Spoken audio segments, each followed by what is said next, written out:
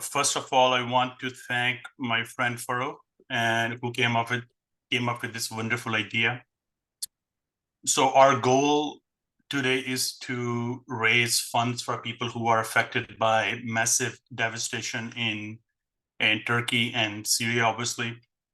And first of all, I think we all should recognize this. It is very, very important for all of us to help people who are in need and play a role we all can play, of course, in our own individual capacity. So to do that, thanks to Farooq, as I mentioned earlier, today we have a very special guest with us, Mohammed Mudassir, who has recently written a children's book, which has a very interesting and very, very long name as well. So today we will be asking Mudassir all about his inspiration behind the book, the creative process he went through, and also his journey as a writer. So my goal is to understand from Mudassir what went through when he was writing this book. And the one thing which I really want to applaud and thank Mudassir for showing such a massive positive gesture, as well as showing such a huge step towards a great leadership, that he has decided that earnings from his book are going to help or going towards the fundraising efforts for people in Turkey and Syria, as I mentioned. So hugely, hugely important. And thank you so much, Mudassir, for taking such a huge step in towards that positive thinking, and also showing rest of us that we should all play our own part towards that fundraising efforts, so we can restore lives and people and everything in Turkey and in Syria, which is very painful to watch on the TV, as you all can imagine. So those who are here, I urge you, obviously, to buy as many copies of this book as you possibly can. And rest assured, the funds will go towards helping people in Turkey and Syria. And this is not one of the avenues. You can explore other ways to help as well. So this is a very small step, which small group of people are taking towards that effort. So I have few questions from Mudassir, which I will be asking. But if you want to participate in this, please feel free to send us questions, and I will include that towards my effort to gain more knowledge from Mudassir. So first of all, please join me in welcoming Mudassir today on Saturday on this Super Bowl weekend. So he's here to help us. So thank you so much, Mudassir. Before we begin, it's a very basic question, right? So I want you to give us a little bit of background about yourself, and also how you became an author. And secondly, you didn't use ChatGPT to write this book, right? So all yours, Mudassir. I appreciate the intro, Shahzeb. I think that was great. Thank you for setting the tone. But before I get started, I want to re-emphasize one point. You may see the background that I have. It is actually on purpose, because the focus of this book or this session is, as much as you would like to learn about my journey, there are more important things that are happening in the world. So the emphasis realistically should be on how do we find channels, different avenues, whatever you're comfortable with, do what you need to do. So when Shahzeb, myself, and Farooq were discussing this, I floated the idea that, why don't we leverage this platform to also be able to figure out how do we do the good, right? It's always about how do we learn, but how do we extend that? So the intent of this session is as much as you want to learn from my journey, it is also more important to figure out what are the more critical things that are happening in the world. So please keep your focus on Syria, on Turkey, and figure out how do we assist our brothers and sisters over there. So with that said, I'll do a quick introduction. From a logistics perspective, I guess most of you guys know me. I do have 3 names. So people have a tendency to call me by my first name, middle name, and last name. So let me get that out of the way. So if you ask, I'm currently working at Ericsson as head of enterprise. So if you call me at work, people were going to call me Muhammad. They're not going to know what Mudassir stands for. Mudassir is basically for friends and family, right? So here, I think I know most of you guys, so that's good. And the worst thing that I've actually noticed is sometimes people mix my first name and last name together. I don't know how they do that. They're two completely unique names and they combine them together. That's what they call me, which I have to correct them, of course. All right. So then from writing a book perspective, I think the first thing, at least from my vantage point, I have several manuscripts that I started and they all have been laying around. And actually didn't know what to do with them, right? So I actually focus on one book, write the manuscript a little bit, and then I get bored of that or tired of that. I can't figure out what to do from a research point of view. I move to the second one. So I write a little bit about that, and then I get to a writer's block that usually people get, and then I move to the third one. So when it comes to this specific journey, actually I did not start by writing a book. I've been writing children's stories and publishing them online for a while now. Interesting. So it did not start off as writing an actual book. The journey kind of started from there. Okay. And I've been doing this for a while. And then eventually what kind of happened was that from my perspective, like I was saying, that two other manuscripts that I have actively been working on. One is related to strategy, because I do like strategy and figure out what to do. And I've done some things that are very unique. And I've tested them in big corporations and in my consulting business as well. So I know that it works. And that's why I was saying, right, the wheels constantly keep on churning. So I write a chapter and then I get a writer's block. Got it. So yeah, go ahead. Let me interrupt you and ask you, I think this is fantastic. So how many, because you wrote a children's book, so how many kids you have and how old are they? I know you spoke about your professional life, so this is fantastic. You're very accomplished, successful executive. So I just want to know more about your personal life. Personally. Okay. So I actually, alhamdulillah, I have 4 kids. My oldest will be turning 21 in a few weeks, and my youngest is 12. So they span a good spectrum, ranging from teenagers to outside teenagers and one preteen. So as you can see, we have a spectrum of kids, right? So the other thing that I was probably gonna allude to is the experiences or the stories that are kind of highlighted in this book are very closely related to my experiences that I have with my own kids. Okay. So it's not like I wrote about these, I arbitrarily came up with the concept that said, oh, I didn't wake up one day and start writing about children's stories, right? I wanted to capture some of the things that we went through with our kids. And some of those are actually reflected in this book as well. So to your question, alhamdulillah, I've been married for almost 22 years. And like I said, over the span of these 22 years, we've been blessed with 4 kids, and they all have unique personalities. So you can probably see their personalities come out in some of the stories as well.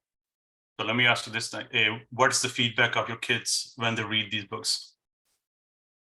So interestingly, stories? Yeah, so what I did was when I wrote some of these stories and I published them, like I was saying before I compiled the book, I ran it by them, right? So I told them, hey, I've written a story about you. What do you think? Do you think this is right or wrong? Does it reflect? Some of the reflections from the kids were, these are too short. We went through a bigger journey than this. Why is the story so short? So that's what I was trying to tell them, right? That from an age perspective, and when parents are conveying their experiences, you have gone through it already. So it feels like it's a short story. The other kids have yet to start that journey. So we need to help people understand how to make it a little bit more easier. How do you make it a little bit more relatable? So when the kids understood that, then that was great. And then the other thing I've actually started doing is and this is my own journey, right? Because I'm just crazy when it comes to stuff like this. I'm converting all these stories into videos now. And I'm publishing them as, it's the same story. It's just that it's now a video. So it's taking me a while to do all the animation, to craft the storyline, to get the right stuff. There, I'm actually using help of an AI. Yes. So I actually ended up buying an application that helps me. So I feed it the script, which is basically the storyline that it has, and then it starts converting them into generative videos.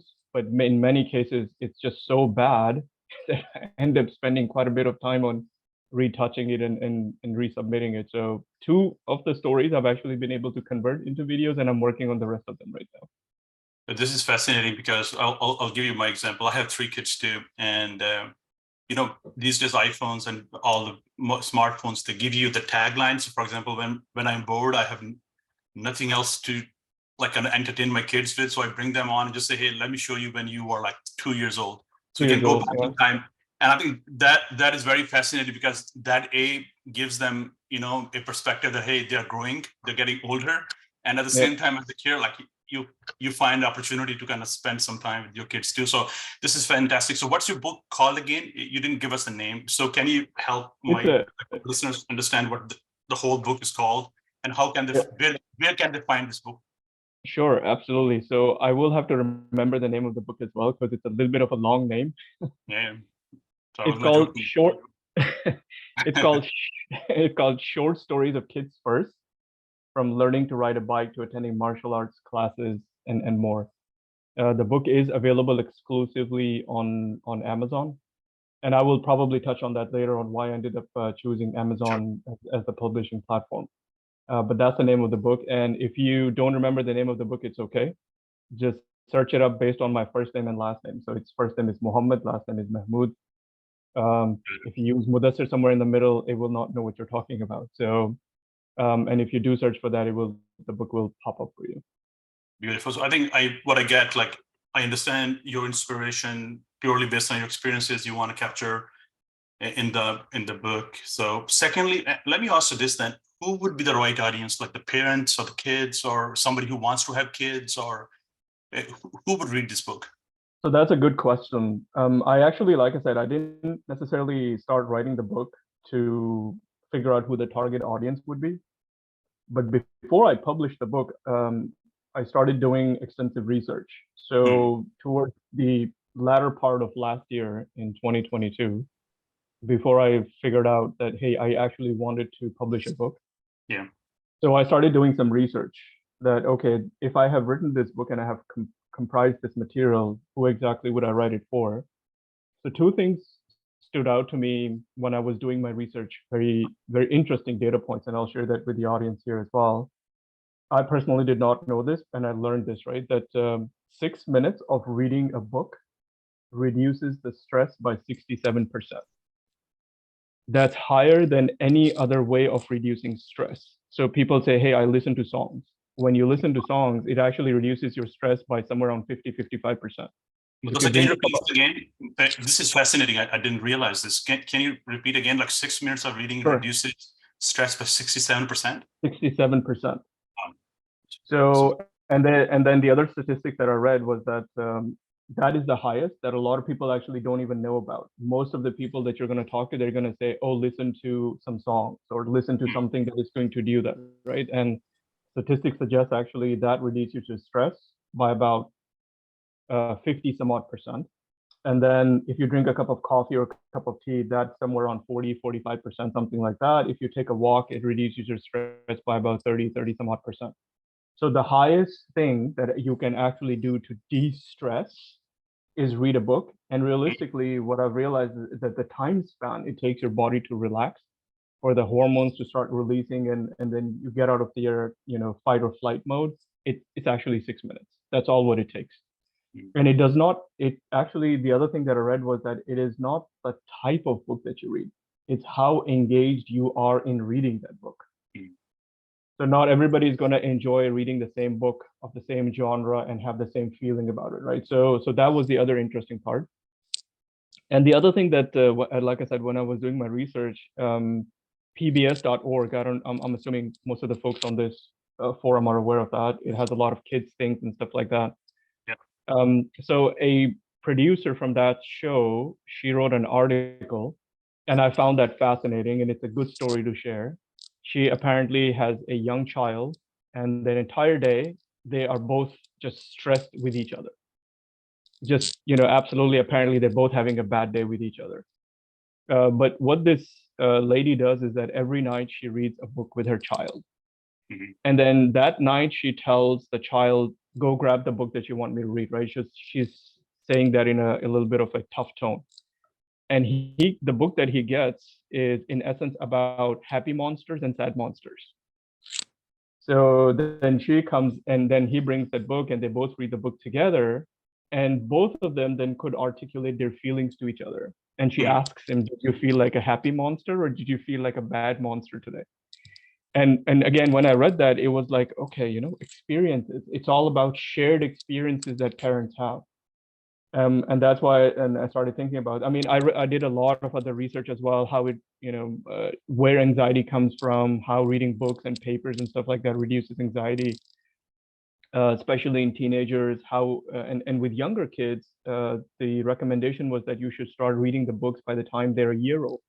Yeah. So their cognitive abilities start building at a very early age, and their interaction abilities start building at an early age. And another fact that I read, which I was a little bit surprised and I wasn't surprised, is that most new parents, they try to read books and talk to their close relatives and friends about the experiences that they would have with their child, because these are new parents. They don't know how to raise a child or whatever. And in many cases, the new parents, when they did a study and asked them, did you feel comfortable after talking to you? And they were like, nope. Two things we could not find: a relatable experience. And the second one was that when my parents or friends told me their stories, my parents told me a story when they were a kid, and my kids are not in the same generation they are, so their experiences will not align. So I found these things so fascinating as I was doing the research. So the reason, when you asked who the target audience was, I actually did not have that initially in mind. But when I started reading all this stuff, that's the reason I actually said, okay, let me put my strategy book, let me put my innovation book to the side. I need to get this out because this is more helpful to the people. Yeah. People can relate to this more, and then it's for both for parents and for kids. It's not just for kids.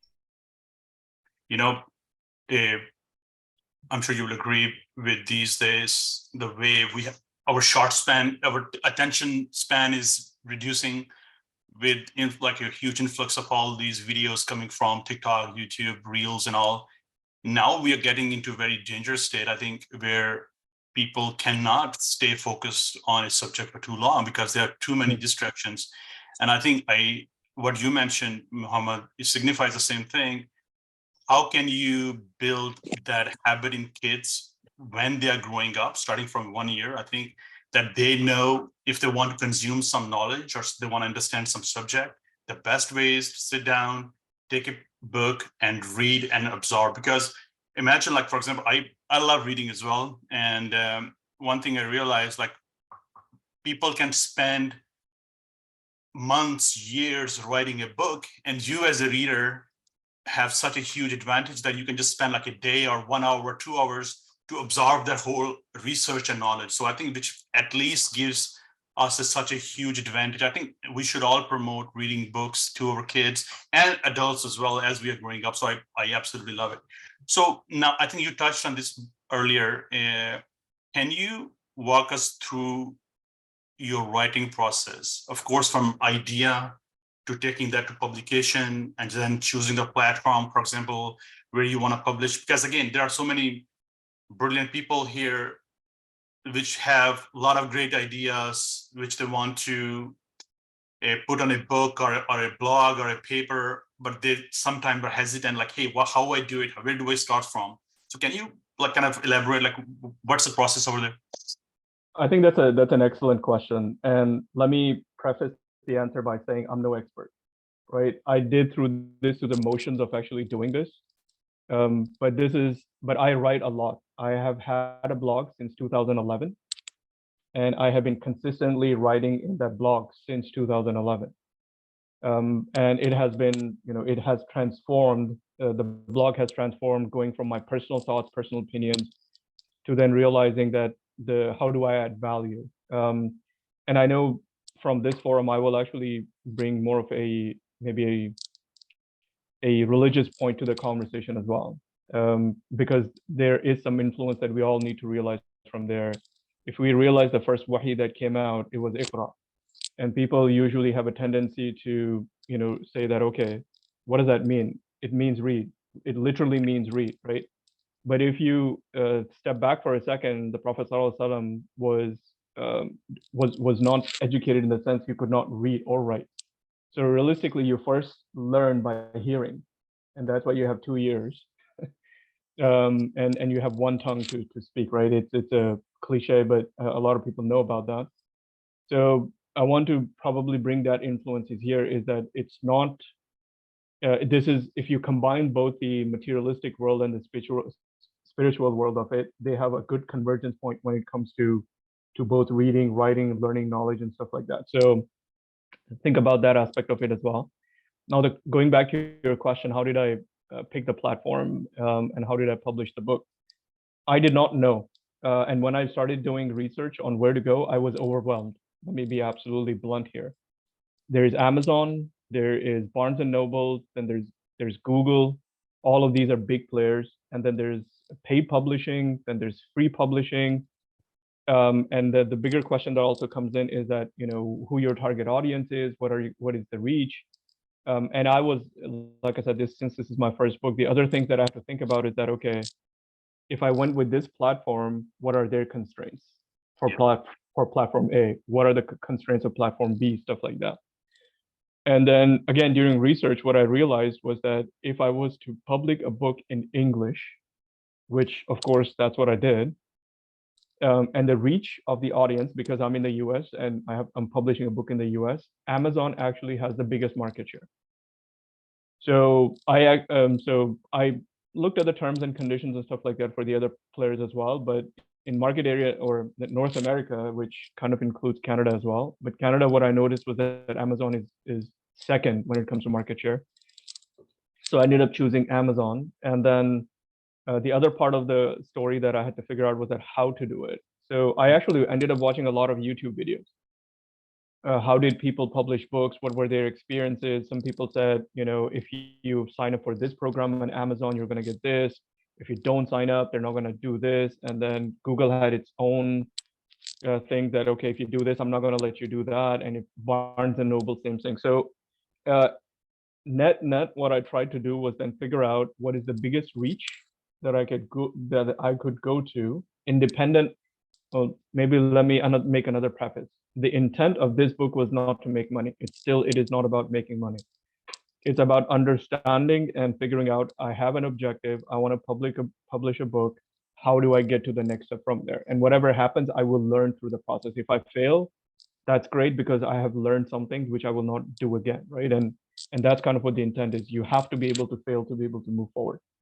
So I ended up using Amazon. And like I said, the reason, first one was the reach. The second one was the language that I had selected to publish the book.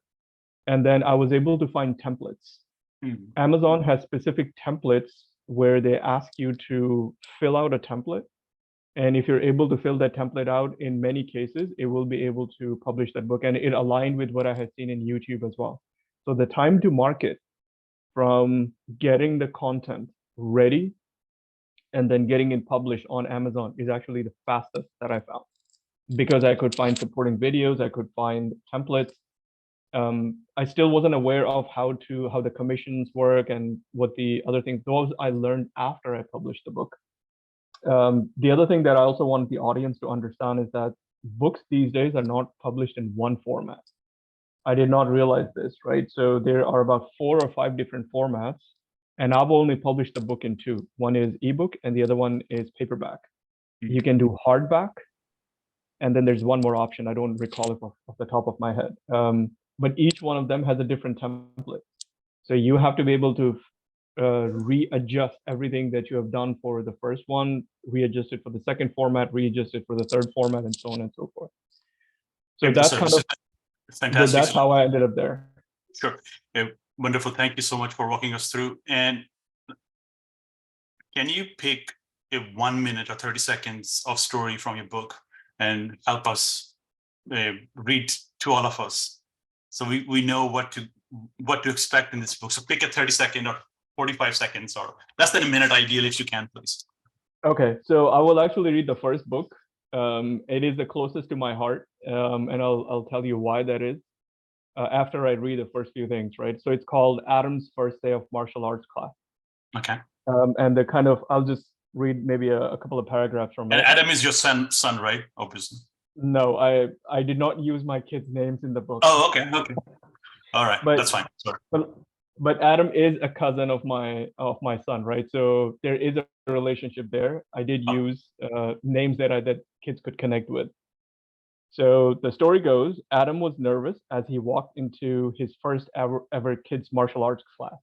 yeah. He had always been fascinated by the idea of martial arts and was eager to learn more about it. The class was for kids ages 6 to 12 and included both karate and taekwondo. Adam made a few friends during his introduction to class. Another young student also new to martial arts class. The teacher, a kind and elderly man, greeted Adam warmly and led him to the classroom. There were about 20 kids in the class, all kicking and punching when the teacher told them to. So I'll pause there and I'll tell you the story behind this, why I kind of wrote it this way. This is my youngest experience. I actually took martial arts and I have a black belt, but I started the journey after I finished college. So I did not get into martial arts till after I finished college, and it took me 4.5 years to get my black belt. So my youngest, he was always fascinated by this, and I mean, I had some trophies in the house and stuff like that, and he could see the belt that I had and everything, right? So one day out of the blue, he comes to us and says, "I want to do this." And his mom was like, he was, I think, 4 or 5 at that time. So the idea was born in him by himself that he kind of wanted to do this. So we said, okay. So close to the house, we said, okay, why don't you take some trainings and see if you like it? So we took him to a few. And the experience that I wrote here is through his eyes. Interesting. So he was actually nervous, but he was excited because he came to us and said, I want to do this. So the nervousness and the excitedness are his feelings that I tried to capture here. And then the way it's articulated is that as he walked into the class, this is how I saw it for the first time. There were kids in the class, there was a teacher there, and they were doing different things and stuff like that. So that's the visual that I had. That's the visual that I captured here. And then his teacher was exactly kind of like I described it. So that's kind of what's listed here. So the reminiscences of our experiences are highlighted in just the opening tags. Got it. Beautiful. Very nice. I didn't want you to stop because this was so interesting the way you narrated that. So I think I'd love to read this in the book as well. So I think, are you exploring to do this like a audio version of this book as well? Because that is many people like myself who drive a lot, and I usually love audiobooks because that gives me a perfect opportunity to utilize my time wisely. Do you have any plans for that? So the reason I actually went the video route is what I've noticed is that some of the kids, like when parents are in the cars or stuff like that, since this is for kids, they end up watching it more in a video format as they're listening it. So that's one of the reasons I started making this into videos. And I think this is one of the stories that I've already converted into video. So when kids are traveling with their parents to school or middle or elementary school or even to their karate class, right, they can watch this. And it has both audio and video in it. So the intent was when I go to maybe the more business related books that I'm writing on strategy and innovation. That's my next question. So yeah, just save it. I may convert those into audiobooks, but for the kids book, I'm actually making more of a effort to make them video content versus simply audio content, just to be able to connect with the kids. I know, man. I think this is great. So, this question was asked at many different forums when people are trying to come up with new ideas, new products, especially when they're trying to expose themselves to public. So while you were, firstly, this is a very brave effort, I must say, writing a book and putting yourself in front of other people. Was there self-doubt at any stage which came into your head while you were doing this? Like, who's gonna, for example, question like, why would somebody read this? Like, there are already tons of books. Like, how did you come up with that monster to have that freedom to publish such a wonderful idea and such a wonderful book? So I think that's a great question. I purposefully did not put myself in the position by saying that I want to make money off of this. By the way, before you do that, you mentioned this twice now, so I really want to. Making money is not a bad thing. I mean, this is a taboo. No. I agree. This is a fantastic thing. I mean, if you want to make money, I mean, I don't know why people, so many just say, hey, this is a bad thing. There's nothing shame. If you want to make money out of this, this is fantastic. You deserve it because you're not Yeah. stealing it. No, I agree. But Yeah. from my perspective, the reason or the statement that I made was that it also puts pressure on you to figure out how do you, because to me, this is not a business, right? If I was doing this from a business perspective, I would articulate this completely differently. I actually wouldn't be doing this webinar unless I was getting paid, right? So that's the levers that we all need to realize is that, am I doing this as a passion project or am I doing this from a business perspective? So whilst you're absolutely spot on that the intent, the monetization of anything that you write is not a bad idea. But from my perspective, I did not put an undue pressure on myself saying that, okay, if the book did do great, I'm actually going to go ahead and feel bad about this. The way I thought about it is that this is an MVP.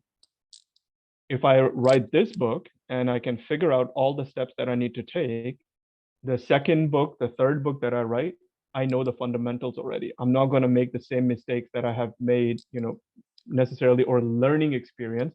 So my cycle time on creating the secondary offerings or the third offerings, which are going to be more resonated with, like yourself or the people on this call, that approach is going to be very different. And I would probably take a much, sometimes, as they say, right, you have to spend money to make money. I will have to do many things differently, right? Like the options that I was suggesting earlier, you have to go to a paid publisher. They advertise your book. They make sure they go in front of the right people. You get copyright materials on that. You get trademarks on that. So the frameworks that I have in those other books, I cannot publish them till all that stuff is done. So the intent of this strategy was that, to me, this is my MVP. It's going to help me get to the next stage. And then from there, it's all about growth and figuring out how do I bring the next offerings to the market. Beautiful, beautiful. So now let me switch gears. So what is next? What are you thinking? What are your next projects? And I know you're very entrepreneurial in your thinking. You're very successful at Ericsson. You have accomplished so much. So what are we going to expect from you in the next release? Which again, which is not for children, obviously. So what's next? No, I think that's a good question. So two things I've actually thought about. I cannot do everything simultaneously, all of my pet projects that I have going on the side, and give them equal love. And eventually, my intent is I want to build on what I have done here. So I have not, it's not like I've written a book and I've stopped writing stories. That is not the case. I'm still writing children's stories and I'm still publishing them online. But the secondary format, like I said, that I learned from this was that I have started converting all those stories into videos. And I'm doing that all on my own because I wanted to learn that as well. So that's the second step that it is currently in play. Beyond this book, I think I've written almost 10 stories. 3 of them already published. And not as part of this book, but on the online forums where I publish them. And the other ones are going to be published maybe over the course of the 5-6 months. And then I've started a YouTube channel, which is specifically about kids. This is where I'm converting all these stories into videos, animated videos, by the way. And then I've started publishing them there. So right now, I think we only have 2 or 3 videos because as I get time away from work, that's when I started converting them into audio, visual effects, and making sure that everything looks good. It's also another learning for me. How do you take content which is text-based and then make them more visual-based? So that's the other challenge that at least that I have on my plate. And then it's starting to pick up steam now. People are watching the videos from an analytics point of view. I'm kind of tracking that as well. But I'm not on every fora, right, where people, I think these days, are consuming most of the stuff on TikTok. That's not, at least I haven't gotten there yet. And plus, when I've looked at the segmentation, kids at least between the ages of 2 and 5 are not on TikTok. Thank God they're not there. So, and that's why I'm leveraging more of the YouTube fora to convert the text into videos. So that's what these 2 things are currently at least in play for this one. And then my intent is that hopefully by the end of this year, I want to publish my innovation book. Interesting. Okay. So that's a framework that I have now pressure tested with both startups and in the corporate environment. and it has led to excellent outcomes. So to me, because I am a person who is an outcome-driven person, then I want to take that and kind of convert that into into a book. So that's the target that I have, but it's either till the end of this year or first part of next year. That's very good. Thank you so much. And I want to give an opportunity to audience as well. And I do Absolutely. see a one hand raise. So I don't know, Babe, how you want to do it. So Yasser, you want to unmute yourself, and please be brief because we only have a few minutes left in our time.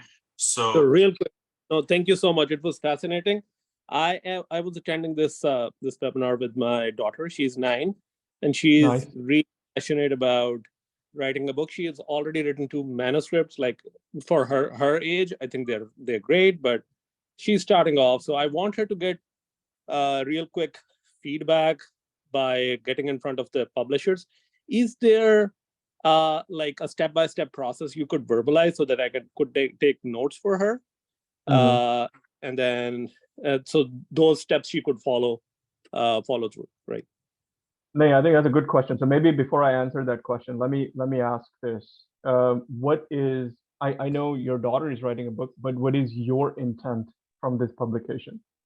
I just want to support her. I just want her. She loves writing, and I think that is something I had a passion for always, but I have not pursued it as like either a profession or maybe have never done such a venture. So I would also partake and support her, and that would help us connect among other things.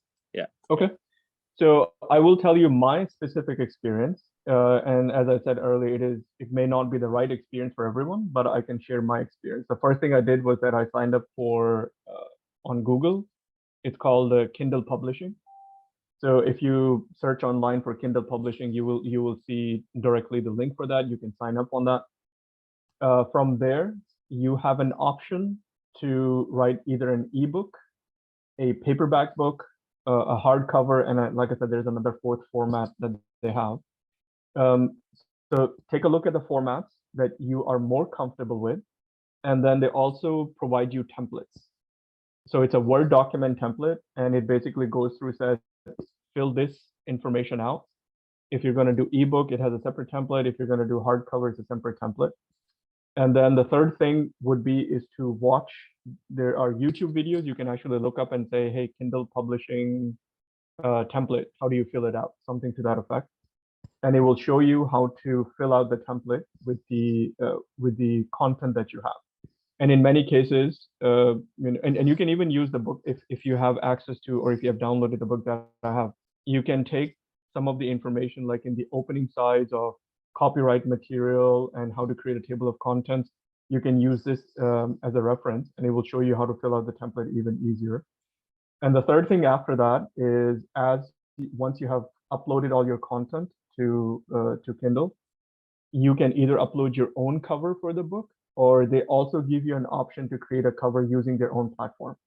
So you can convert the cover, leverage their cover. It's not copyrighted. You just have to use the free stuff. So you can create a cover, and then from there you can set a price of what you want to sell the book for, and then simply publish it. So I can tell you that from the time I started doing my research on how to publish the book and getting all the templates ready and everything like that, it took me no more than a week. I was done within a week. It's that fast of a process. And to me, it was about time to market as well, in making sure what we do.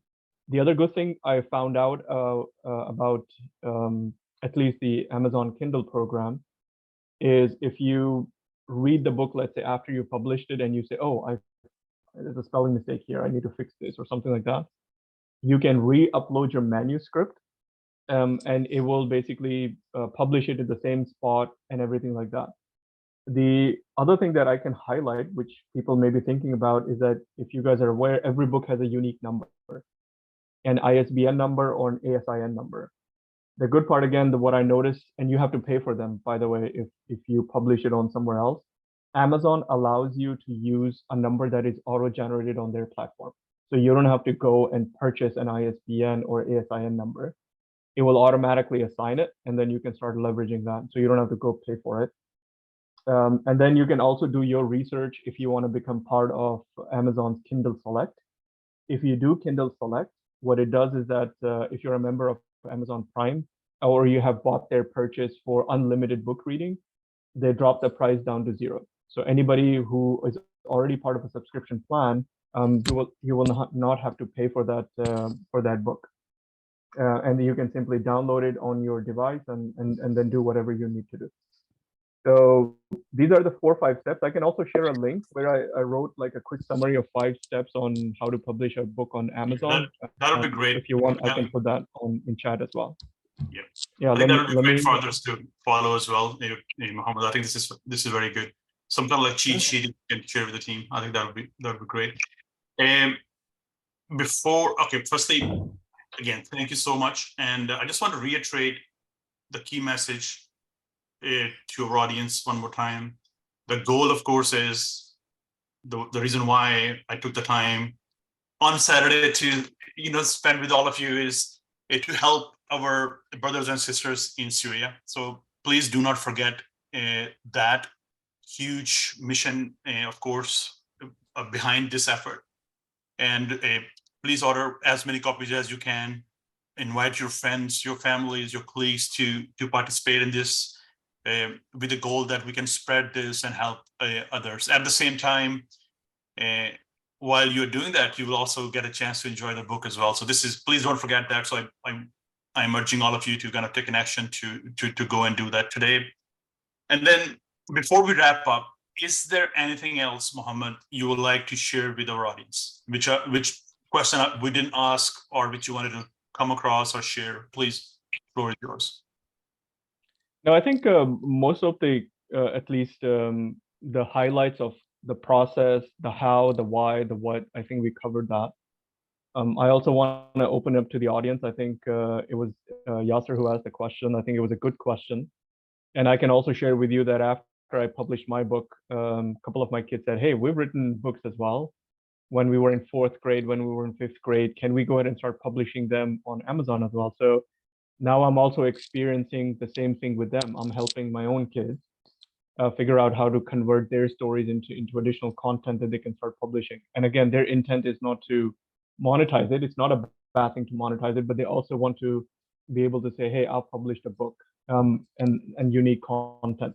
So I think it's a good thing. I really want to encourage everyone to support 2 things. One, the cause that we did today, as Shahzad mentioned as well, is that the intent here is that if you can support the efforts that are going on, independent of the avenue that you take, that is problem number 1 that we need to solve. And then the second part of it is that if you do have yourself any questions and that we were not, or I did not answer, or if they were not clear enough, reach out to me.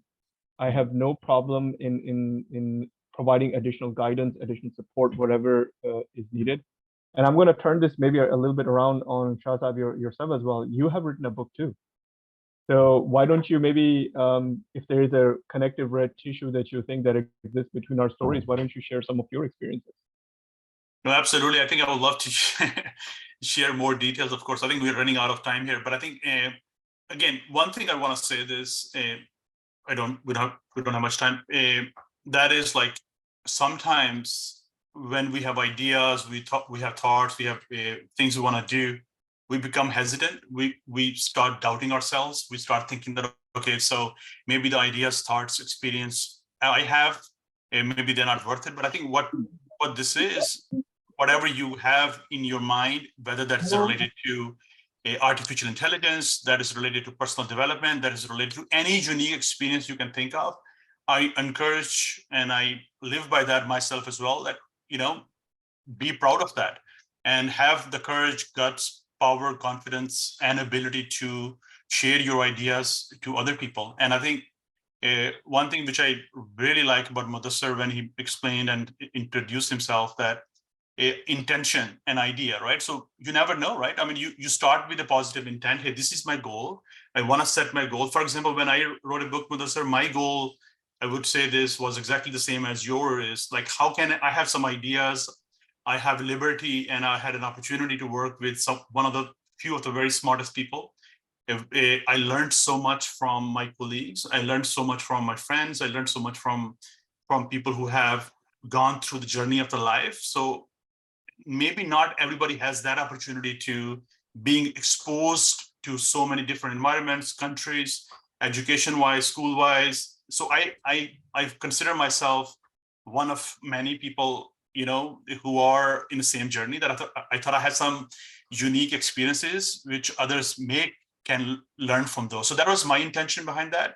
And that's why I think I was brave enough. I don't care what other people think. So I said, okay, let's take a shot at it. Let's put it in front of this. And to your point, this is not one of the only things which I am working on a second project as well. And so there are things which helps you evolve as a person. And when you write something down, that, you know, you are putting your name on it. So I think that gives you additional motivation to abide by your words too. So yeah, I think it's a great journey. We'd love to spend some more time to explain like what I was thinking, but I think it's all like having the courage to take the step and take an action, right? So that is where most of us fail.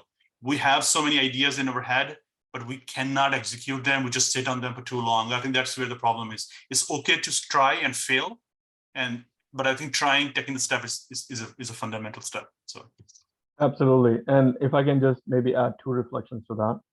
I have been sitting on these manuscripts for a long time. So if somebody on this call is thinking the time has passed, the time has never passed.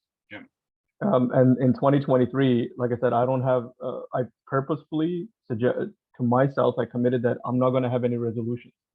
I'm going to have objectives, and I gave myself a timeline to achieve each objective. So like the book publication, I told myself I will either publish it in January or period. I'm not going to do it because I know I will not do it. So I stuck to that timeline, and January 3rd is, by the time I think was the day that the book got published. So give yourself a timeline on when you want to be able to do it. And guess what? If you don't hold yourself accountable, nobody else will. So like Shahzab, you mentioned, right, that you wanted to do it, you went and took the actions, derived out of it what you wanted to derive, and then just made it happen. So that's, yes, I absolutely agree with that.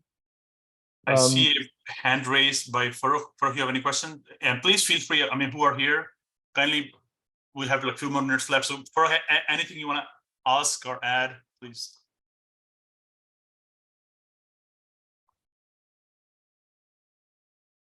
Maybe it is a mistake. Cool. Thank you again, Mudassir, for joining us today. I'm sorry, very quickly. So first of all, thank you so much, Muhammad and Shahzeb, for taking time from a very busy weekend and spending it with a very engaged audience.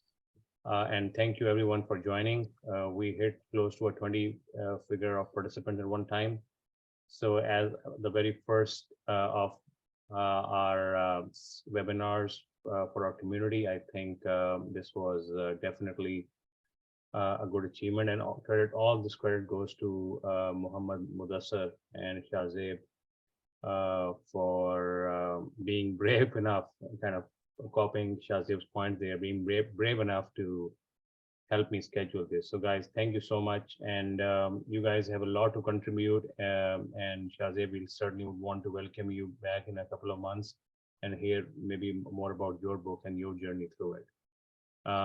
If anyone else on this chat has any idea, thought, and they would want to speak about it, please feel free to reach out to me, and I'll connect you with a moderator, and we'll work out a schedule and bring you to the fore. So thank you again, everyone. Jazakallah khair. Assalamu alaikum. Over to you. Thanks, Farooq, for doing this. Thank you. Enjoy yourself.